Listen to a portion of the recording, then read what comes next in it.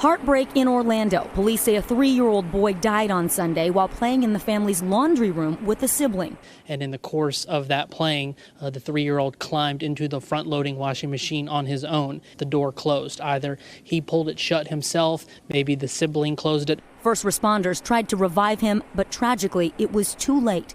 The Consumer Product Safety Commission says there have been nearly 3,000 ER visits associated with washing machines in the last 5 years, including 3 deaths of children under 5. What makes this so dangerous for kids when they get stuck inside? First of all, it's an airtight seal.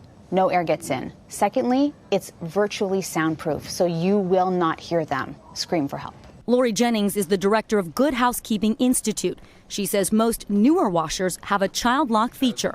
Every model is different. For this model, close the door, make sure it's tight, turn on the machine, let it start up, and you will hold down these 2 buttons.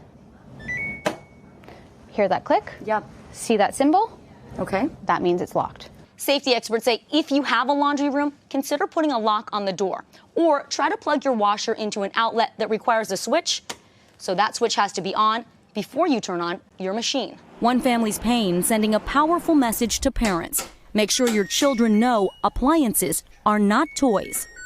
Such an awful story, Vicki, but most models now have locking doors. What if you have an older model front-loading machine? Lester, you can pick up one of those child-safe locks for that machine, but also some of the newer models may need a lock as well because the lock only happens when the machine is actually running, so check the manual. Hey, NBC News fans, thanks for checking out our YouTube channel. Subscribe by clicking on that button down here and click on any of the videos over here to watch the latest interviews, show highlights, and digital exclusives.